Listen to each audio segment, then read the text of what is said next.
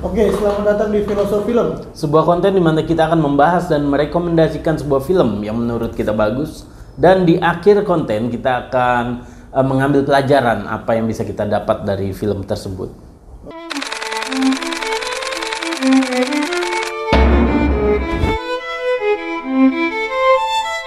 Oke, sekarang kita bahas film apa nih, Bang? Sebuah film dari tahun 2016 ya. 2016 ya. Sebuah film drama disutradarai oleh Kenneth Lonergan Ya. dan dibintangi oleh Casey Affleck, Michelle Williams, Kyle Chandler dan Lucas Hedges. Iya. Film ini judulnya Manchester by the Sea. Iya. Sebuah film dengan setting di Inggris ya, kota Manchester, kota pelabuhan yang cukup indah. Dan di film ini sayangnya kontradiksian sinopsisnya nih. Iya. Filmnya di Manchester, sebuah kota pelabuhan yang sangat indah, tapi filmnya tentang tragedi yang sangat ngeri. Iya, duka mendalam memang ya. Film ini menceritakan apa nih ya? Film ini menceritakan tentang Lee Chandler yang mempunyai trauma di masa lalu di kota Manchester.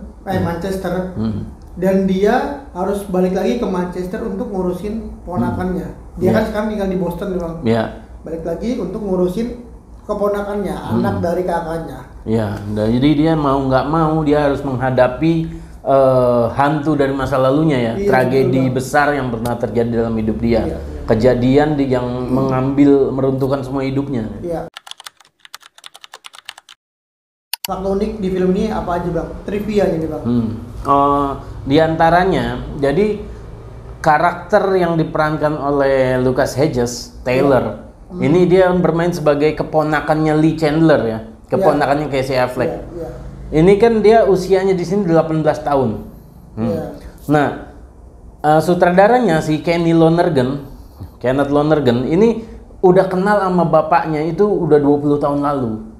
Jadi bapaknya si Lucas Hedges ini seorang sutradara teater. Jadi udah kenal sama Kenneth Lonergan 20 tahun lalu, dan pertama kali ketemu sama si Lucas Hedges ini saat Lucas Hedges ini usianya masih 2 tahun ya. Masih di ini baby stroller gitu. Iya. Jadi kenalnya dari umur 2 tahun dan 16 tahun kemudian dia main di filmnya gitu. Jadi ini menarik gitu. Iya. Jadi bisa dibilang ini ordal juga ya. Ada juga ordal ya di dalam bisnis Hollywood. Bisa dibilang jodoh juga sih, Bang. Iya, tapi pastinya ada castingnya juga lah. Iya. Nggak mungkin lah kalau di kelas-kelas Hollywood gitu Ada cuma karena nepotisme doang tanpa bakat, nggak mungkin. Betul. Minimal pasti ada standar tertentu yang dinilai juga. Terus film ini si Casey Affleck nih suka banget sama skripnya.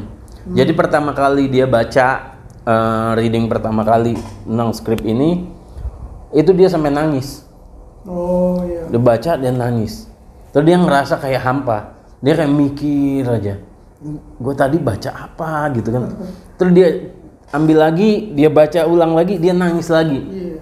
Sampai dia komitmen, gue harus dapat nih peran ini. Iya, walaupun sempet dia bilang berat ya, Bang. Iya, karena berat. peran di sini tuh. Iya, karena dia harus memerankan karakter yang punya trauma yang gila banget sih. Iya. Tragedinya. Ya karena sepanjang filmnya dia banyakan diem ya. Iya, bener-bener mainin ekspresi, mainin mimik, Iya. emosi-emosi yang mendalam gitu, dialognya nggak terlalu banyak gitu kan. Jadi tingkat kesulitan acting di film ini luar biasa sih. Iya, sampai ada adegan tuh si Lee-nya disuruh ngobrol sama ibu temennya. Sampai bosen diem aja, bener-bener gila, Bang. Tuh orang yang kayak bener-bener ngalamin hal yang terjadi traumatik itu. Pokoknya mendalami perannya bagus banget. Dan kadang ya gitu, yang dalam dunia acting mungkin kalau acting tanpa dialog sama acting yang banyak dialognya mungkin kayaknya lebih gampang yang banyak dialog ya. Iya. Nih, karena kalau diem itu bener-bener harus masuk ke dalam emosinya, harus berbicara melalui ekspresi. Itu lebih sulit gitu menurut gua. Nggak boleh mikirin yang lain ya, Bang. Iya. kayak harus fokus aja. Iya, makanya lebih gampang kalau suruh acting marah-marah tuh kan. Kayak di sinetron tuh gampang tuh. Iya. Pokoknya teriak-teriak aja gitu. Iya, sama bayangin dimarahin bos. Iya. Gitu aja. Iya. Dan fakta menarik lainnya ya, di film ini kan ada adegan kebakaran. Ya, yang merupakan itu tragedi yang tidak disengaja tapi menjadi trauma ya. Iya, menjadi sebab utama dari premis film ini ya. Ada terjadi kebakaran dan korbannya kan 3 orang anak. Nah, tadinya si Kenny Lonergan sutradaranya itu pengen adegan untuk bawa keluar jenazahnya itu kan pakai tandu ya dari dalam, bawa keluarnya itu sekaligus. Jadi 3 tuh sekaligus tadinya. Tapi dapat masukan dari pemadam kebakaran setempat. Jadi yang memerankan pemadam kebakaran di sini memang pemadam kebakaran asli kota Manchester. Iya. Jadi dia dapat masukan kalau di realitanya, di faktanya, di apa ya, di keadaan yang sebenarnya itu kalau ada contoh 3 korban, gitu cara ngeluarinnya tuh nggak boleh bareng-bareng. Jadi harus satu-satu, satu keluarin, taruh, kasih jarak waktu, baru satu lagi. Gitu. Itu katanya untuk menghormati jenazah. Gitu. Jadi benar-benar supaya diperlakukan ini tragedi loh. Ini sesuatu yang benar-benar duka gitu, nggak bisa bukan sekedar kayak mayat, keluarin nggak kayak gitu. Iya, karena dia orang, dia manusia gitu ya. Jadi biasanya dikasih jarak tuh kalau ngeluarin korban yang lebih dari 1. Itu mungkin kalau di Indonesia dibilang pamali kali Bang ya. Iya. Sekaligus. Iya. Harus ada anjurannya, harus satu-satu, mungkin gitu kali ya. Iya, kalau di sini sebutan pamali gitu. Ya, nah, kalau sono ya nggak etis gitulah kalau di sono gitu. Terus selanjutnya fakta menarik selanjutnya itu ini fakta nggak menarik sebenarnya, ini faktanya menyedihkan ya. Jadi di tahun 2017, film ini kan 2016. Yeah. Di tahun 2017 itu ada pasangan dari New York namanya Heather and Ernest Franklin. Jadi pasangan ini suami istri. Dia ini mengakhiri hidup anak adopsinya. Mengakhiri hidup anak adopsinya, dan untuk menghilangkan bukti-bukti itu dia bakar rumahnya ya. Dia bakar rumahnya. Nah, setelah terungkap, kasusnya terungkap, mereka ini bilang kalau beberapa jam sebelum tindakan mereka itu mereka habis nonton Manchester by the Sea. Terinspirasi dari situ. Terinspirasi dari film ini untuk melakukan tindakan yang tindakan kriminal lah gitu. Iya. Untuk menghilangkan barang bukti dia bakar rumahnya. Film tuh kayak pisau juga ya Bang ya. Iya. Siapa yang megang ya itu menentukan siapa yang akan terjadi apa gitu. Ya, makanya kan di konten ini filosofi film kan kita berusaha coba mengambil pelajaran dari sudut yang positif, dari sudut yang akan jadi hal yang menguntungkan buat kita gitu. Jadi nggak ada pelajaran dari situ ya Bang. Iya, padahal ada pelajaran dari situ, tapi juga bisa diambil sisi negatifnya juga bisa. Sayangnya begitu ya. Dan dalam kasus ini ya itu malah jadi inspirasi orang untuk menghilangkan barang bukti dengan cara yang kejam. Relate ke zaman sekarang juga sih Bang.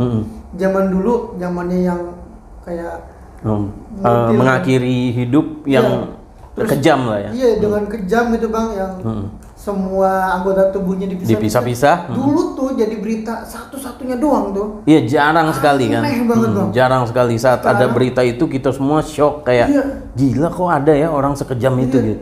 Tapi sekarang makin marah.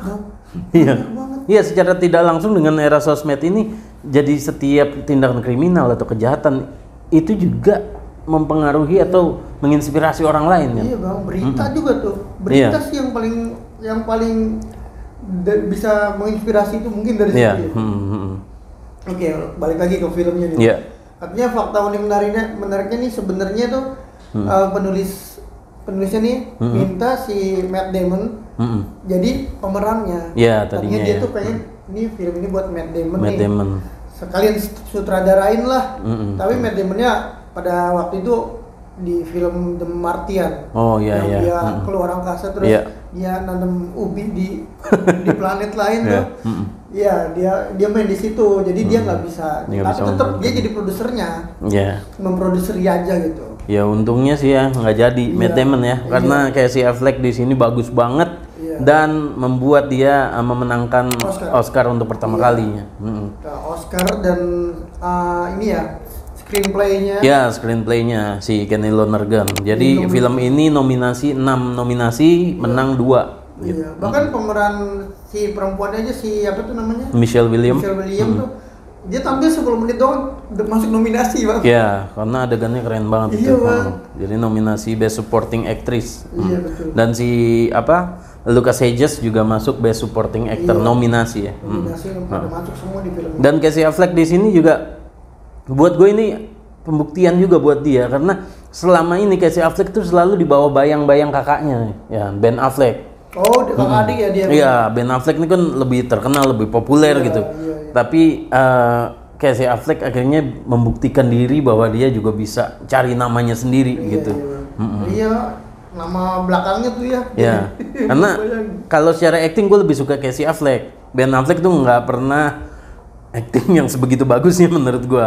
Tapi dia bagus di director. Dia pernah menang Oscar menyutradari Argo kalau nggak salah.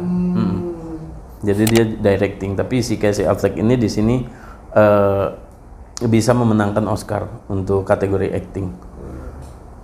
Dan film ini menariknya juga cuma syutingnya tuh singkat ya, relatif singkat. Cuma 32 hari. Sebulan doang ya. Sebulan doang. Ini bener-bener kayak ini ya, kayak film Indonesia. Gitu. Karena biasanya film luar itu kan panjang-panjang ya. Contoh ya kayak Avatar. Avatar itu prosesnya 4 tahun ya. Iya, 4 tahun. Lord of the Ring itu 1 tahun 2 bulan. Wow. Dan rata-ratanya sih 3 bulan sampai 1 tahun, itu yang umum gitu. Tapi ini singkat. Karena memang karena memang apa ya, kebutuhan produksinya nggak terlalu banyak sih. Nggak banyak dialog. Gimana sepanjang film bikin kita untuk merenung ya, Bang. Iya, film ini meditatif lah, bikin kita merenung, membayangkan kalau kita di posisi si aktornya gitu. Oke, Bang, di film ini adegan favorit yang lu suka apa nih, Bang? Sebenarnya ada 2 Yan, gua. Yang pertama itu waktu si Lee Chandler tuh diputuskan nggak bersalah karena kurang barang bukti, dia disuruh pulang. Tapi karena rasa bersalah yang begitu besar, dia tuh pengen ngambil senjata polisi.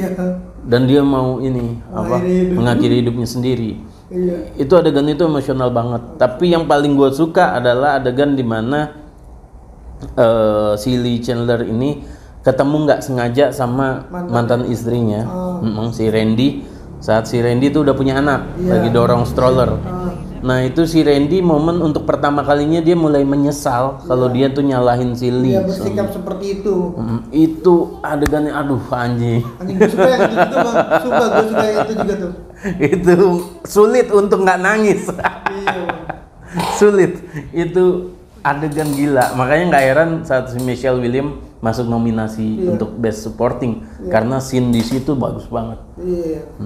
Padahal dia udah punya suami, punya anak, dia menyesal karena dulu menyalahkan Louis ya, Bang. Padahal kan nggak seharusnya begitu ya, Bang. Sama-sama berduka, tapi dia disentuh aja nggak mau. Tapi di situ gua ngerasa menang sih si Lee. Mampus lo rasain gara-gara ngediemin. Tapi jadi kayak dua-duanya jadi kayak hidup dalam rasa bersalah ya.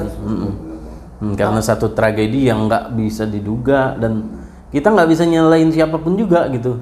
Di posisi mantan istrinya juga pasti menyalahkan, pasti ada ya. Tapi dia lebih menyalahkan suaminya ya, Bang.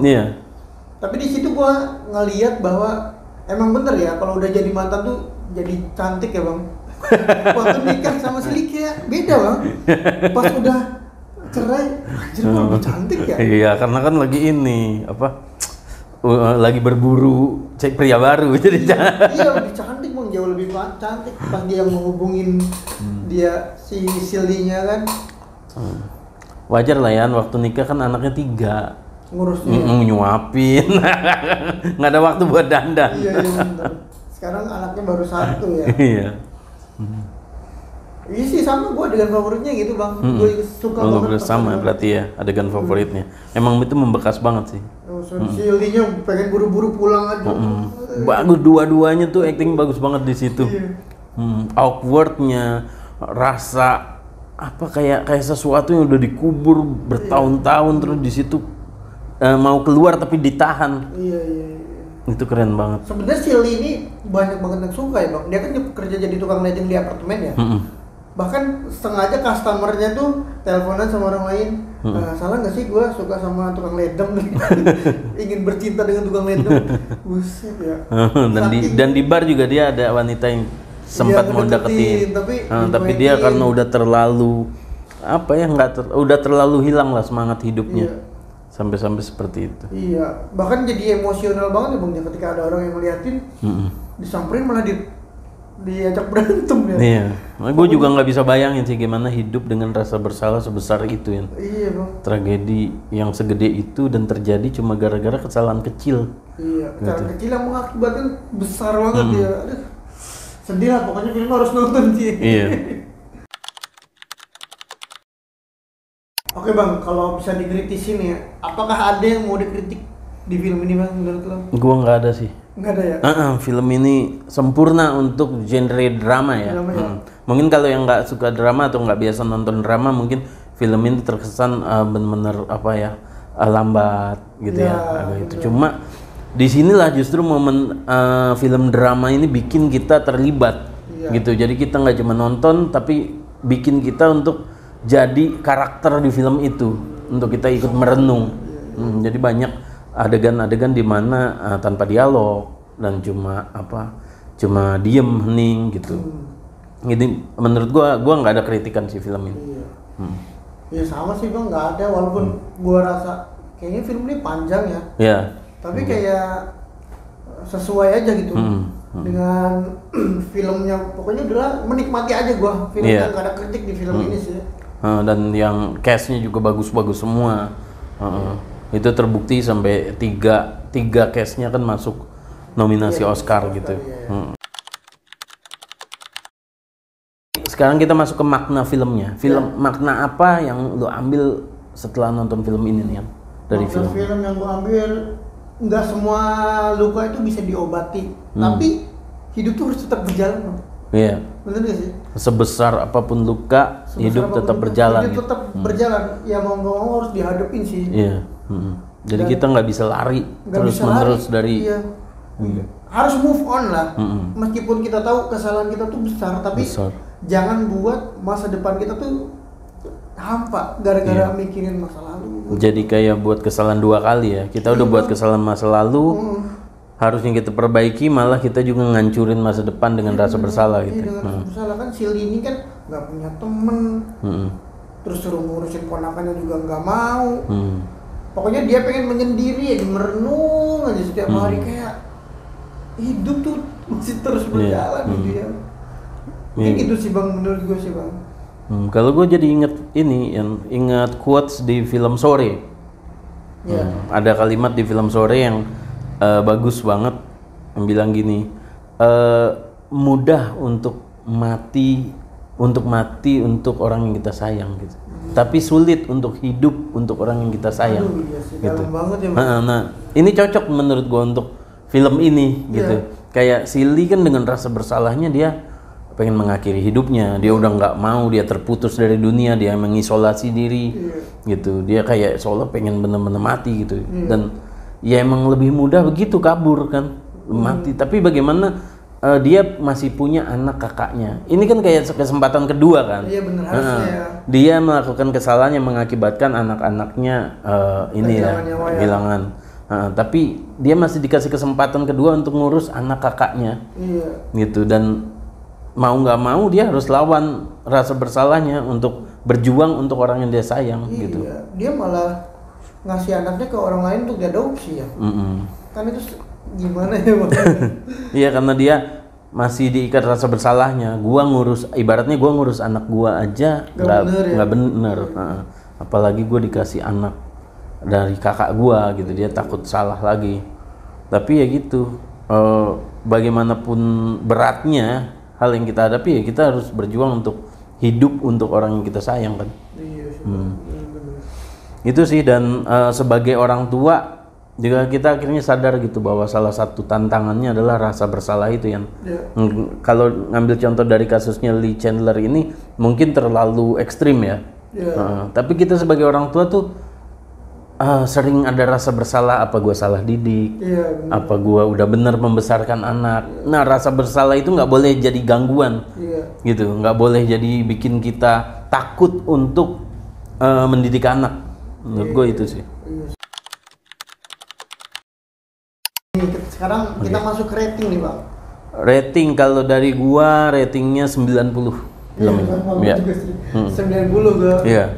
Bahkan Metascore tuh nilai kritikus tuh nilai film ini lebih tinggi tuh 96. Hampir 100. Hampir perfect tuh. Iya, kritikus. Ya, karena ini film drama yang paling gua suka, paling menurut gue nih paling bagus menurut gue ya. Bagus, emosional, bener-bener narik kita masuk ke dalam ya. Film ini bagus banget. Ya pokoknya kalian harus nonton yang suka. Iya, coba nonton film ini buat yang belum nonton, dan buat yang sudah nonton mungkin kalian punya pendapat yang berbeda, silakan tulis di kolom komentar. Jangan lupa like, comment, subscribe supaya kita tetap semangat konten, dan sampai jumpa di episode selanjutnya. Oke.